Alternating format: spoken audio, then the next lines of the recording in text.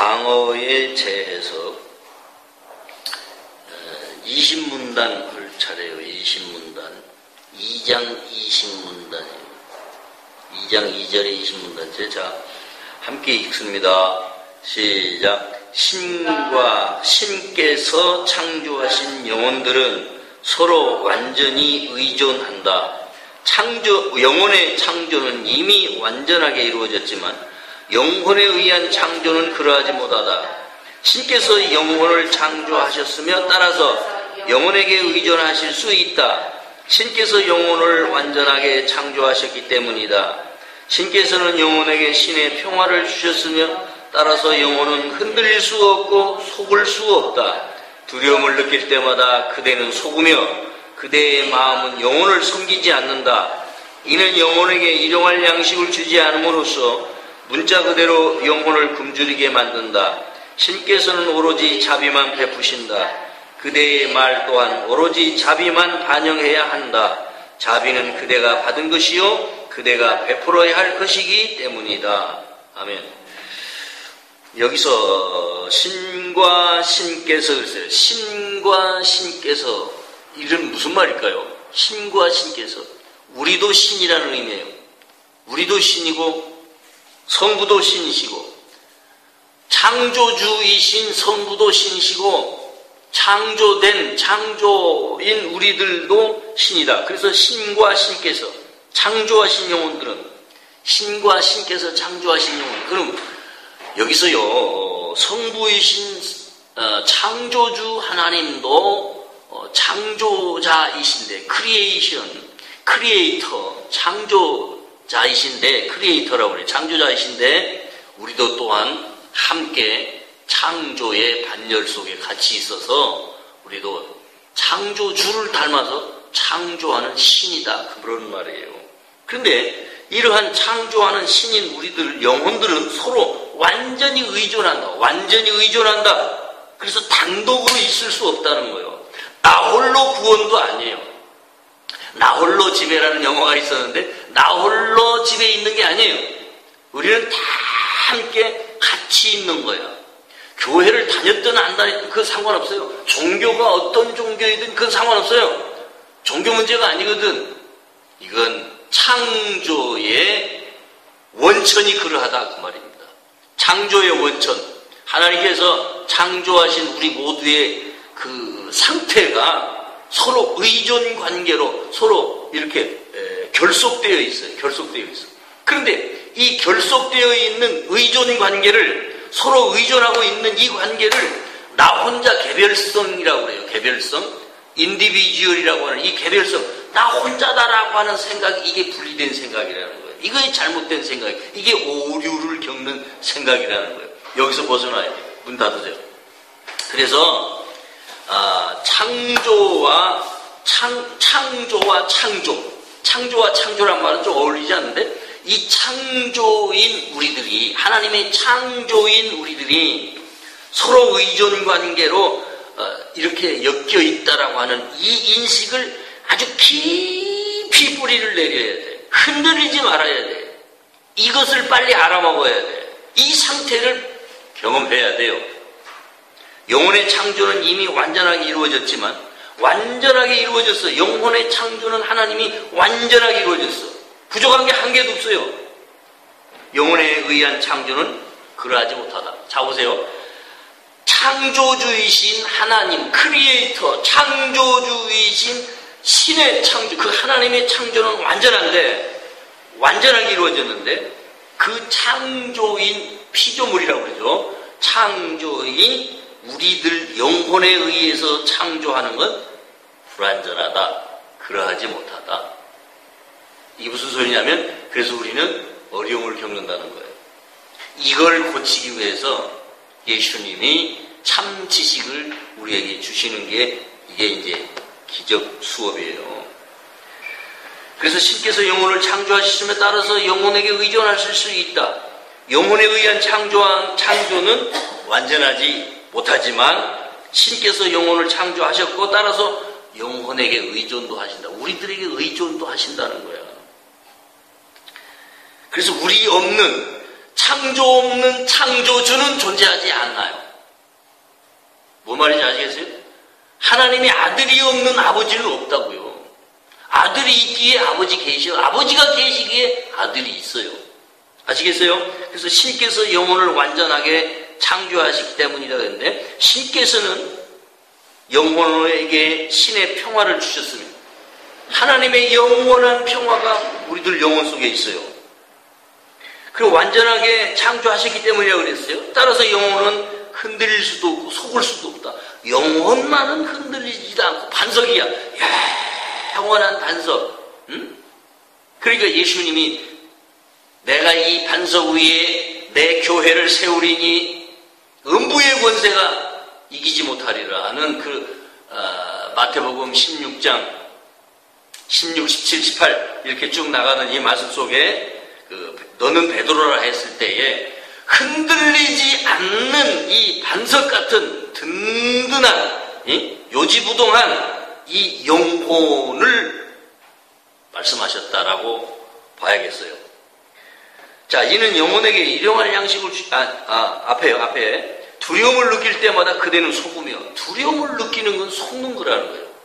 누구한테 속을까요? 마귀한테? 귀신한테? 아니야. 너 에고에게 속는단 말이에요. 에고한테. 우리들의 잘못된 마음 상태가 에고라는 거예요. 잘못된 마음 상태가 에고예요. 우린 여기에 속고 사는 거예요. 계속. 왜 두려움느냐 이거지. 두려움은 하나님의 사랑 안에 없기 때문이다. 사랑 안에 두려움이 없나니. 사랑 안에 두려움이 없어요. 그런데 사랑에서 벗어났기 때문에, 이미 사랑에서 내가 떠나 있기 때문에, 사랑이 나 자신이라고 하는 이 존재성, 이게 에고인데, 이 에고 상태가 바로 사랑을 가장한 그림자적인 그런 가짜 사랑에 속고 있을 뿐이지, 진정한 그 사랑에는 두려움이 없다. 두려움이 없다.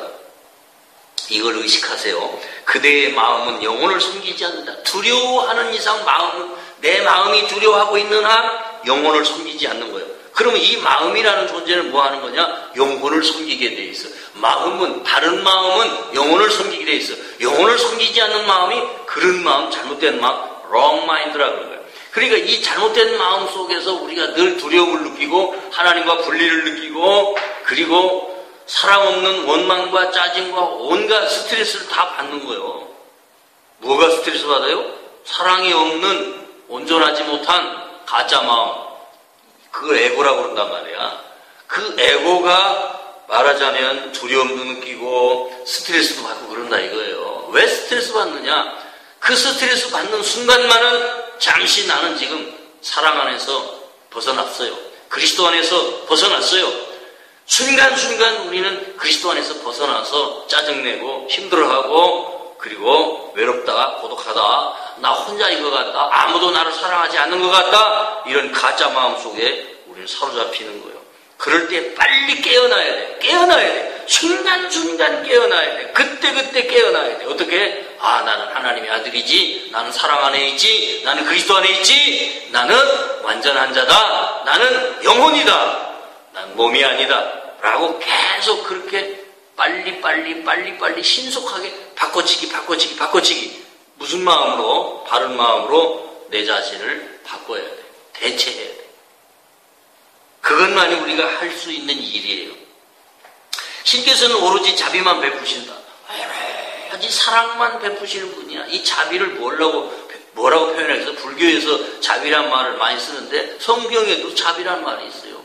하지만 이 자비란 결국 하나님의 사랑을 의미해요. 하나님의 사랑이신 하나님은 오로지 사랑만 베푸시고, 그대의 말 또한 오로지 자비만 반영해야 한다. 사랑만 반영해야 된다는 의미예요. 반영이란 말은 무슨 말이냐? 거울에 내 얼굴이 비춰지듯이 하나님의 사랑이 우리 마음속에 그대로 비춰져서 이 마음이 사랑을 반영해야 한다. 이 마음이 하나님의 사랑을 그대로 흡수해서 그대로 반영해야 된다. 이런 의미의 반영이라는 의미인데, 우리가 원래 사랑이요. 그러니까 항상 내 말은, 항상 내 행위는, 항상 나의 생각은 하나님의 사랑 속에서 나와야 한다. 그런 의미입니다. 자비는 그대가 받은 것이요, 그대가 베풀어야 할 것이기 때문이다.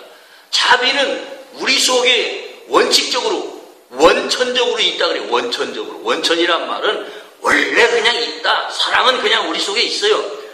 그런 말은 내 몸 안에 사랑이 있다 소리라 하기보다는 전체적인 홀이라고 그래요. 홀. 하나님의 아들들인 모든 하나님의 창조 속에 사랑은 그냥 살아있어요. 근데 그 사랑을 언제나 내가 받은 사랑이기 때문에 줘야 하는 거다. 베푸는 것이다. 주는 것이 받는 것이다. 주는 것보다 받는 것보다 주는 것이 더 훨씬 낫다. 이런 성경의 사도행전의 표현도 있잖아요. 자, 21문단 하겠습니다. 함께 읽습니다. 시작. 정의는 사람에게 자비의 의미를 가르치려는 일시적인 편의 혹은 시도이다.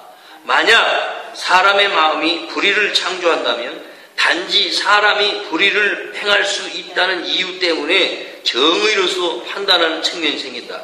신께서는 그분의 참뜻을 담도록 그대의 뜻을 창조하셨는데 그대는 그대 자신의 뜻을 잘못 창조하는데 사용했기 때문에 신의 참뜻을 두려워한다. 마음은 오직 자유롭지 않은 경우에만 잘못 창조할 수 있음을 그대는 깨닫지 못한다. 갇힌 마음의 정의 자체가 마음이 자유롭지 않음을 의미한다. 마음은 스스로에게 사로잡히거나 제지당한다.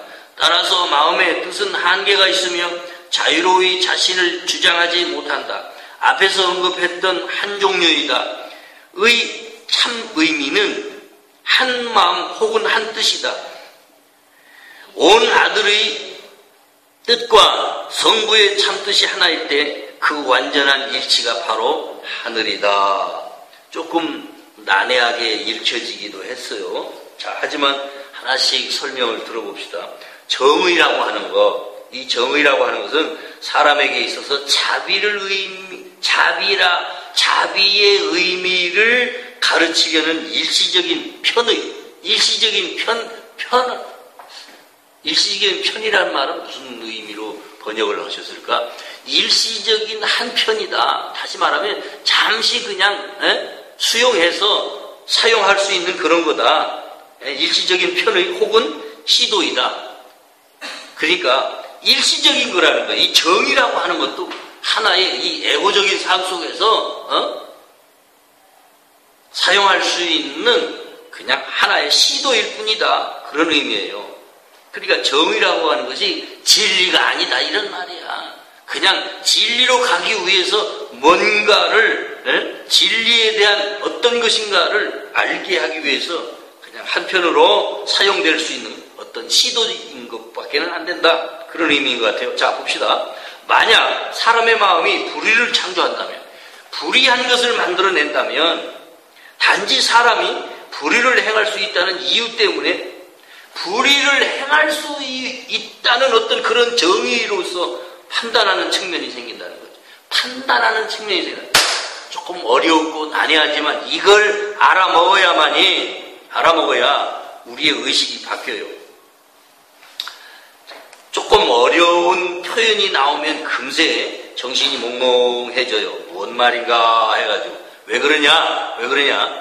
이런 것을 알아먹을 만한 지식의 쪼가리라도 과거에 우리가 입력된 게 있어야 되는데 그런 지식의 단편적인 것도 우리 과거의 기억 속에 없어요. 그래서 이걸 못 알아먹는 거야. 새로운 지식이기 때문에 새로운 지식이 열리려면 보세요.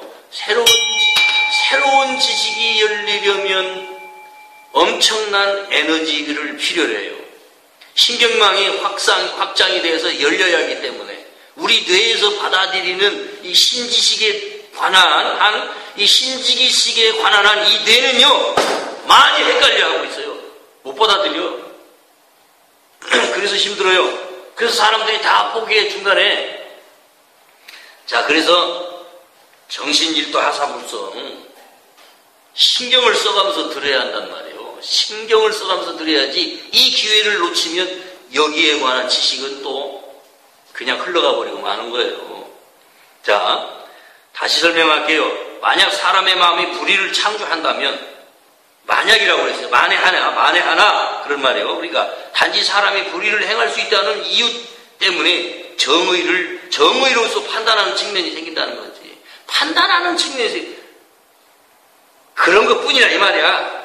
어렵게 생각할 거 하나도 없어요. 그래서 신께서는 그분의 참뜻을 담도록 그대의 뜻을 창조하셨는데 우리가 의지를 발휘한다는 거, 우리가 뭔가를 하겠다라고 하는 뜻을 발휘하는 거, 그것이 바로 하나님의 창조를 담도록 그렇게 우리가 창조되었기 때문에 우리도 그런 측면이 있다. 그대는 그대 자신의 뜻을 잘못 창조하는데 사용했기 때문에 신의 참뜻을 두려워한다. 잘못 창조하는데 우리의 의지를 사용했다 이 말이에요. 우리의 뜻을 사용했어요. 내가 살아가고자 하는 모든 의미를 부여하고 행하는 모든 것들에서 우리는 잘못 오창조를 많이 하고 있기 때문에 신의 참뜻을 두려워한다는 거예요. 우리가 두려워하는 이유가 여기 있어요. 마음은 오직 자유롭지 않은 경우에만 잘못 창조할 수 있음을 그대는 깨닫지 못한다. 마음은 오직 자유롭지 않은 경우에만 잘못 창조할 수 있음을 깨닫지 못한다. 이거 깨달아야 한다는 거예요. 마음이 잘못되었을 때만 오창조를 일으킨다는 거지. 그러니까 잘못되어 있을 때에는 이 마음이 바른 마음 상태가 아닐 때에는 계속 실수하는 거예요. 계속 잘못을 저지르게 되는 거예요. 한 번 잘못을 저지르면 계속 연달아서 잘못을 연이어 행하게 되어 있어요. 그래서 빨리 이게 이제 구분되어야 할 게, 깨달을 게 뭐냐? 내가 언제 바른 마음인지, 내가 언제 잘못된 마음인지, 잘못된 마음과 바른 마음을 빨리 챙겨야 돼요. 자존심 챙기는 게 바른 마음일까, 잘못된 마음일까? 판단하세요. 스스로를 분별하시란 말이야. 갇힌 마음의 정의 자체가 마음이 자유롭지 않음을 의미한다. 갇혀있다라고 생각하는 거야. 자유롭지 않고 갇혀있어요. 근데 이 스스로 갇혀요. 사람은 스스로 갇혀요. 그것이 방어 기제야. 자기 자신을 방어하기 위해서 스스로 캐슬을 만들어 놓고 스스로 자기 성을 만들어 놓고 어떤 성? 돈의 성과, 자존심의 성과, 네? 그래서 병을 만들어 놓고 그 속에 숨어 어떤 중독성에 빠지고 술에 중독되고 게임에 중독되고 담배에 중독되고 모든 이 세상사의 중독 현상, 그게 자기 방어 기제야. 그리고 그 속에 푹 빠져버리는 거야. 자유롭지 못해요. 갇혀있는 마음이야. 의존하는 거지. 강하게 의존하는 거야. 자유로운 사람은 의존하지도 않아요. 누구인가에게 기대지도 않는 거야. 근데 왜 자꾸 기대고 싶으냐? 왜 그렇게 자꾸 갈급한 마음이 생기느냐? 만족이 없느냐? 이 자체가 갇혀있는 마음이야. 혼자 고립된 마음이라고요. 우리는 혼자가 아니라고 그랬어요. 모든 하나님의 아들들과 의존 관계에 있고 엮여있고 결속된 관계가 있다.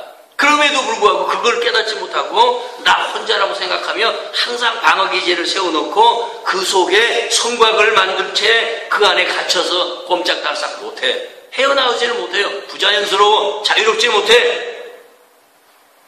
마음은 스스로에게 사로잡히거나 제지당한다는 거예요. 그러니까 마음 자신이, 이 마음 자신이 롱마인드 상태, 에고의 상태에 있을 때에 스스로에게 제지당해요. 이거 참 웃기는 거지요. 응? 자유가 없으면 그런다는 거예요. 자, 따라서 마음의 뜻은 한계가 있으며 자유로이 자신을 주장하지 못한다. 마음은 그렇다는 거예요. 마음은 한계가 있다. 자유로이 자신을 주장하지 못한다. 앞에서 언급했던 한종류이다. 이 한종류라고 하는 말이 앞에서 언급되었다는데 그 한종류라는 것이 참 의미는 한마음 혹은 한뜻이라는 거예요. 한마음, 한뜻, 한종류. 그러니까 모든 것이 에고에서 나오는 건 똑같이 다 한종류야. 똑같이 한마음, 한뜻이야. 반대급부로 에고가 아닌 참마음, 하나님의 참나 안에서 다 똑같아요. 다 한뜻일 수 있고 한마음일 수 있어요. 그 한마음 상태. 뭘로 한마음이냐 이거지. 에고 상태에서 한마음이냐? 아니면 하나님이 주신 참자, 그 참 정체성 안에서 내가 한마음 한뜻이냐. 성경에서 말하는 일심일도, 얼마나 많이 일심일도를 얘기했어요. 그 일심일도가 뭐냐? 한마음 한뜻이야. 로마서 15장 16절에 있는 말씀, 15장 13절, 이 한마음과 한입 되게 하는 것. 내 마음이 일심이 되어야, 어떻게? 성령으로 일심되어야, 그리고 내 입에서 그 일심된 마음 속에서 그야말로 정의로운 말이 나온다. 거짓되지 않는 마음 나온다. 위선하지 않는 마음 나온다. 엉터리 같은 말 하지 않는다. 진리만을 말할 수 있다. 그런 의미예요. 그러니까 온 하늘의 뜻과 성부의 참뜻이 하나일 때, 모든 하늘의 창조인 하나님의 아들들의 뜻과 성부 하나님의 참뜻이 하나일 때, 그것이 바로 완전한 일치이다. 이게 바로 일심일도예요. 이것이 바로 한마음 한뜻이라는 얘기죠. 자, 22문단이요. 22문단 함께 큰 소리를 읽어요. 시작. 잘못의 부정이야말로 진리를 강력히 방어한다. 그대는 지금 부정적인 부정의 사용에서 긍정적인 부정의 사용으로 그 주안점을 옮겨지고 있음을 알 수 있을 것이다. 이미 언급했듯이 부정은 순전히 부정적인 도구만은 아니다. 그것은 긍정적인 오창조를 낳을 수 있다. 오창조는 정신병자가 부정을 위해 사용하는 방법이다. 그러나 부정의 힘을 절대로 과소평가하지 말라고 했던 그대 자신의 초기의 생각을 기억하라. 잘못의 부정이 바른 마음에게 봉사할 때 그것은 마음을 자유롭게 하며 뜻의 자유를 재확립한다. 진정으로 자유로운 뜻은 오로지 진리만 인지하기 때문에 잘못 창조할 수 없다. 무슨 말일까요? 한마디로 말하면 이 디나이얼이라고 하는 이 잘못의 부정은, 그러니까 나는 다시는 이제 부정하지, 나는 잘못하지 않겠다, 나는 잘못을 하지 말아야지 라고 이렇게 부정하는 것이야말로 진리를 강력히 방어한다. 진리를 강력히 방어한다는 말은 진리 자체를 이렇게 보호한다, 이런 의미예요. 네? 그대는 지금 부정적인 부정의 사용에서, 부정적인 부정의 사용이 무슨 말일까? 좀 더 읽어봅시다. 긍정적인 부정의 사용으로 그 주안점이 옮겨지고 있음을 알 수 있다. 그러니까 부정을 위한 부정이냐 긍정을 위한 부정이냐 이런 말이야. 내가 한 가지 일을 아니야 라고 부정함으로써 바른 마음 상태로 갈 것이냐, 그러니까 바른 진리를 위한 부정을 계속해야 한다, 이런 말이에요. 진리를 위한 부정이다. 이게 진리냐 비진리냐 할 때, 이것이 참마음이냐 그런 마음이냐 할 때에 나는 참마음으로서만 그런 마음을 부정해라. 응? 오지마, 하지마, 나는 안 할래, 나는 더 이상 이 잘못된 뜻을 행하지 않으랴 라고 계속 부정해라. 그래야 진리를 확립할 수 있다. 그래야 오창조하지 않는다. 그래야 잘못된 창조를 하지 않는다. 그래야 잘못을 저지르지 않는다, 그런 말이에요. 그래서 바른 마음에게 봉사하는 것, 내 바른 마음에게 봉사하는 게 뭘까요? 내 바른 마음에 봉사할 수 있는 마음 상태로 가자. 그리고 오창조를 낳지 말고, 오창조는 정신병자가 부정을 위해 사용하는 방법이다. 정신병자가 부정 자체를 위해서 사용하는 마음이라는 거예요. 계속 잘못됨 속에 있기 위해서 하는 짓이 이 정신병자들의 하는 짓이라는 거예요. 그러니까 그 자신의 초기의 생각을 기억하라. 우리들 자신의 초기의 생각 앞에 어디예요? 1장에서 기적 수업 1장에서 얘기한 내용들을 지금 반복하는 얘기예요. 어디서 말했는지도 지금 우리는 기억이 가물가물해. 그러나 가면서 우리는 점점점 더 바른 마음 상태로 이제 진리가 뭔지를 알아갈 거예요. 자, 잘못의 부정이 바른 마음에게 봉사할 때, 잘못의 부정이, 그러니까 나는 이 잘못을 하지 않겠다라고 부정을 해버리면서 바른 마음에게 봉사할 때 그것은 마음을 자유롭게 한다. 마음을 자유롭게 한다, 이거지. 내 마음이 얼마나 자유로우냐를 깨달아야 돼요. 자유롭다는 것은 무엇에도 매이지 않는다는 거예요. 무엇에도 매이지 않는다. 예를 들면 자유로운 마음은 취할 수도 있고 버릴 수도 있는 거예요. 예수님이 그랬지. 나는 취하기도 하고 버리기도 한다. 나는 취할 권세도 있고 버릴 권세도 있다. 이렇게 말했어요. 그러니까 마음대로 할 수 있다는 거예요. 무엇인가에 두려움이 없어요. 얽매이지 않아요. 하나님이 혹여 내가 열심히 하지 않으면, 혹여 내가 옛날처럼 열심히 기도하지 않으면, 혹여 내가 열심히 옛날처럼 성경 읽지 않으면, 그러니까 요즘 예를 들면 이렇게 기적 수업을 열심히 하지 않으면 하나님이 나를 싫어하실까? 그런 것도 없어요. 그러니까 자유로워라. 자유로우라고 헌금도 알아서 해라. 자유로우라고 주일날 교회 오는 것도 알아서 해라. 그런 것뿐이요. 자유로우라고. 억압하지 않겠다는 거예요. 목사님들이 억압하는 게 뭐냐? 충성시키려고.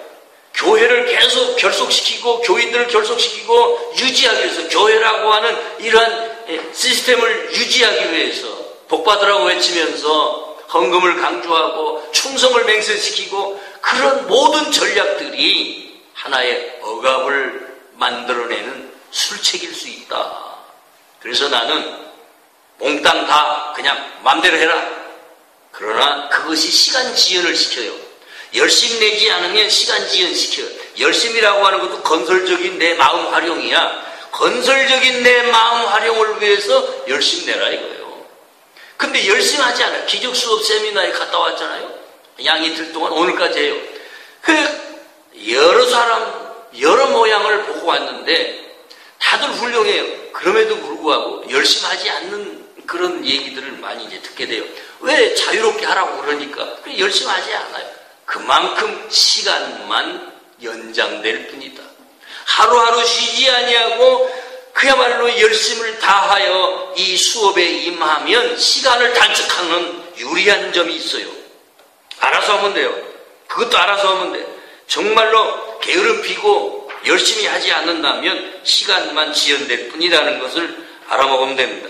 자, 23- 갑니다. 23- 시작. 거짓 부정에서 거짓 투사가 일어나며 부정을 올바로 사용하면 거짓 투사는 일어나지 않는다. 참속지 안에서의 내 자신의 역할은 참된 투사이다. 나는 그대에게 진리의 긍정을 투사할 수 있다. 그대가 나에게, 그대 자신에게 잘못을 투사하면 그대는 이 과정을 방해하는 것이다. 내가 사용하는 투사는 부적절한 부정에 근거하지 않으며 이것은 그대도 할 수 있다. 그러나 그것은 잘못의 부정이란 매우 강력한 수단을 사용한다.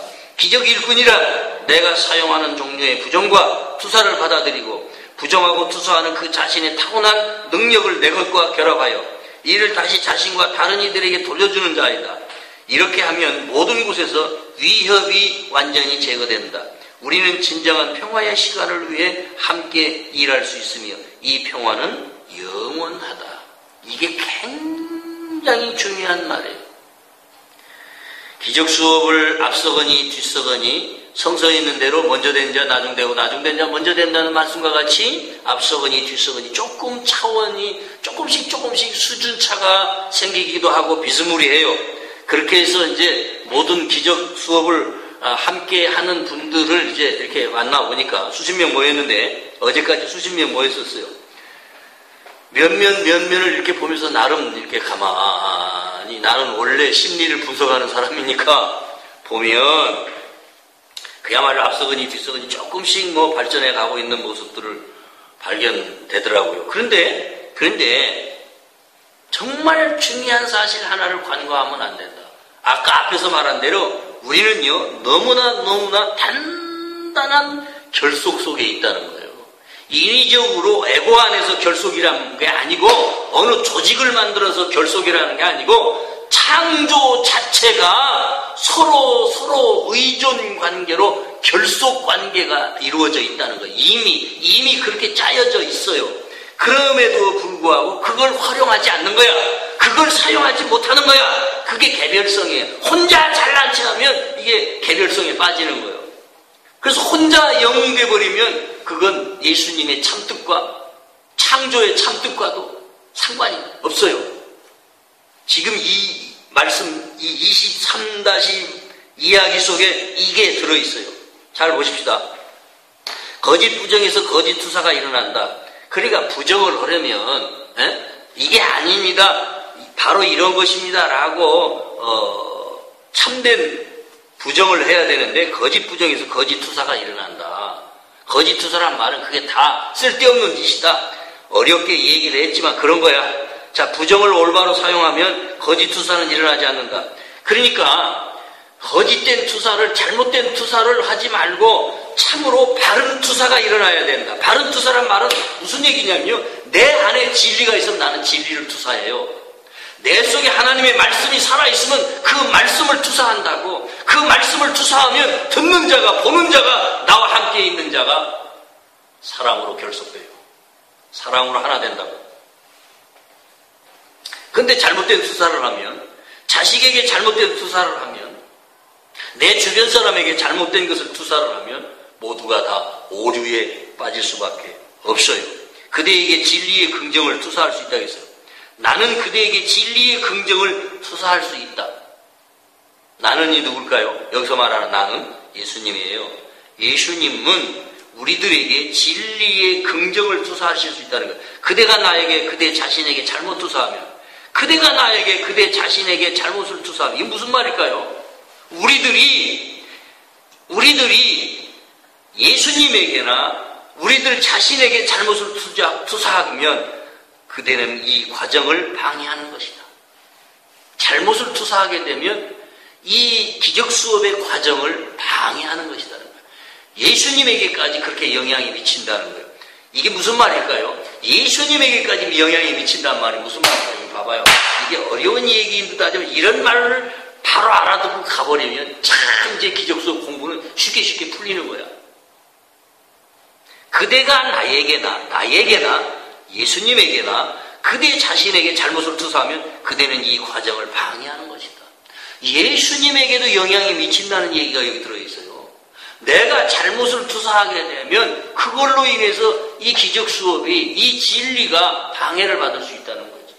그러면 예수님이 애쓰고 힘쓰셔서 정말 이렇게 지금도 안타깝게 여기시면서 모든 아들들의 참 구원을 위하여 애쓰시는 그 예수님의 그 사역 자체를 우리가 회방 놓는 자가 되어버린다는 거예요.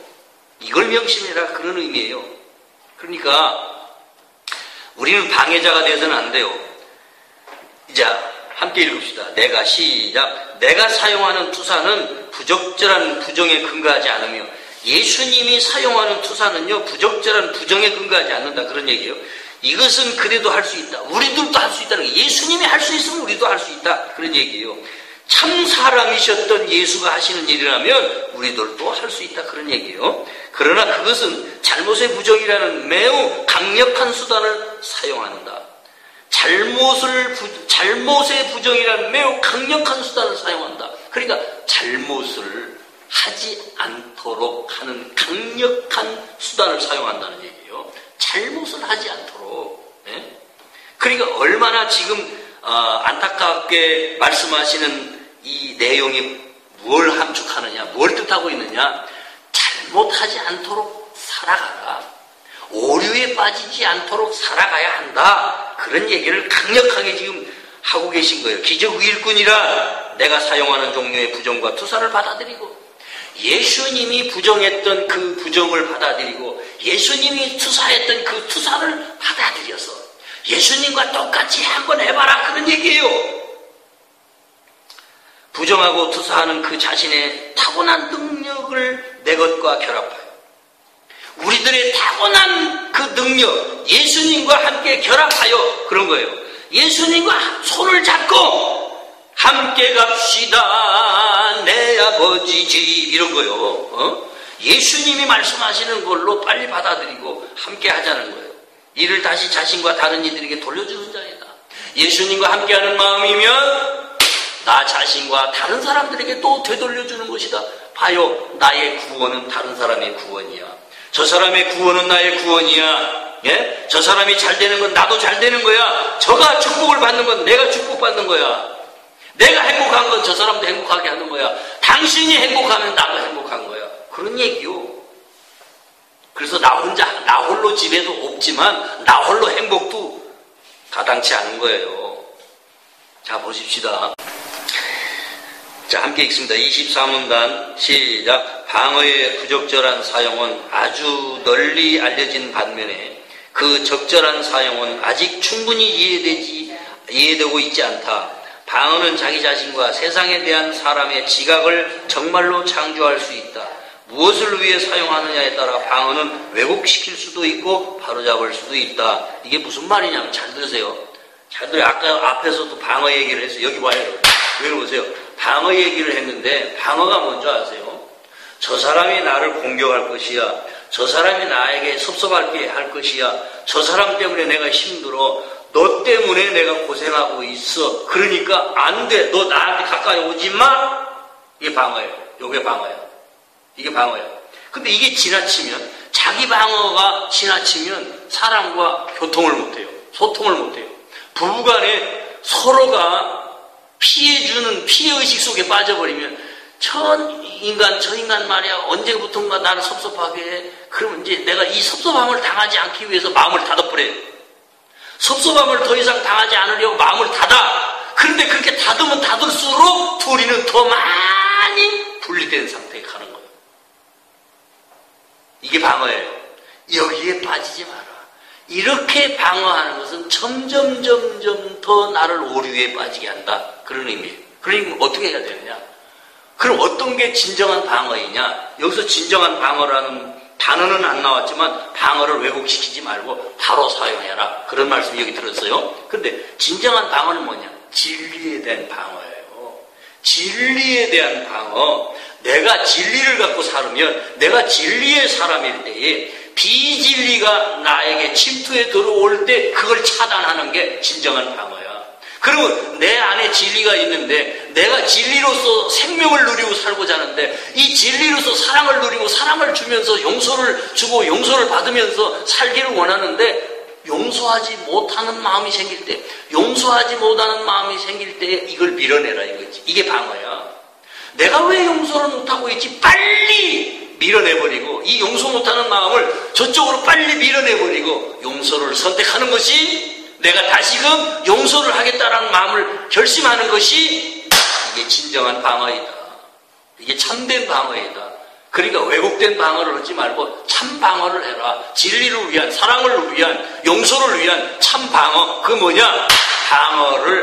이 용서를 방해받지 말자 이 말이에요. 사랑을 방해받지 말자.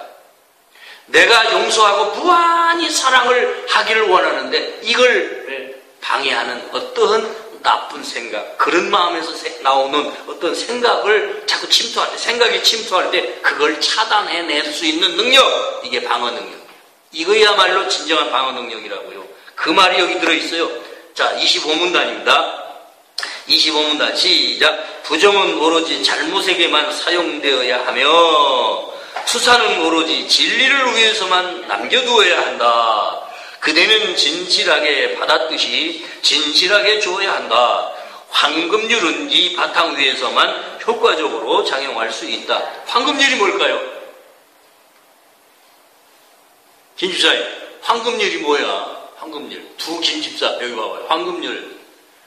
누구든지 대접받고 싶은 대로 너도 다른 사람을 대접해줘라. 이게 황금률 아니야. 그러니까 나도 대접받고 싶은 대로 다른 사람을 대접하는 게 이게 황금률인데 이 황금률은 이런 바탕구에서 효과적으로 작용할 수 있다. 어떤 바탕에서요? 부정은 오로지 잘못에게만 사용되어야 하며 잘못된 생각이 나에게 침투해 들어올 때 이미 내가 진리로 무장했어요. 진리로 무장을 해서 가슴에 흉배를 붙이고 구원의 투구를 쓰고 뭐 이런 말씀처럼 에베소 6장 10절에 있는 이런 말씀처럼 구원의 투구를 쓰고 가슴에 확신한 평화의 흉배 가슴에 이렇게 붙이고 완전 무장을 하고 진리로 단단히 무장을 하고 있어도 비진리가 나에게 침투해. 비진리의 생각이 침투해. 우리가 아직 에고를 완벽하게 해결하지 못했기 때문에 그랬을 때에 참된 방어를 사용할 수 있어야 한다. 이런 말인데 그래서 부정으로 오로지 잘못에게만 사용되어야 한다. 부정이란 말이 오로지 잘못에게만 사용되어야 한다. 근데 투사는 오로지 진리를 위해서 남겨둬야 한다. 그런데 이 진리를 위해서 투사하는 게 뭘까요? 여기 봐. 진리를 위해서 투사하는 게 뭘까? 진리를 위해서 투사한다는 말은 내 안에 사랑과 용서가 있어요. 사랑과 기쁨이 있어요. 성령의 사랑과 기쁨이 있어요. 그리고 감사가 있어요. 다른 사람을 위한 축복의 마음이 나한테 넉넉히 하나님의 은총 속에 풍성하게 있어요. 이것을 다른 사람들에게 줄 수 있는 마음, 이것을 다른 사람들에게 그대로 영향 줄 수 있는 마음, 이게 투사야. 이것이 진리를 위한 투사라 이 말이에요. 그래서 우리는 진실하게 받았어요. 누구한테서? 예수님에게서, 성부 하나님에게서 진실하게 받았듯이 진실하게 주어야 한다. 황금률은 이런 바탕에서만 효과적으로 작용할 수 있다. 그런 말이에요. 그러니까 내가 받고자 하면 주는 마음이 뭐냐? 내가 진정으로 진리로서 하나님의 사랑을 받고, 진리로서 하나님의 은총 속에 살고, 진리로서 모든 사람들을 용서하고 베풀고자 하는 마음이 있으면 나도 그대로, 받고자 하는 마음이 있으면 그대로 다른 사람에게 주어라. 그 대신에 뭘 잘해라? 내 속에 있는 이 진리를 방어해라. 이 진리를 위한 방어는 해라. 왜곡된 생각이 침투하지 않도록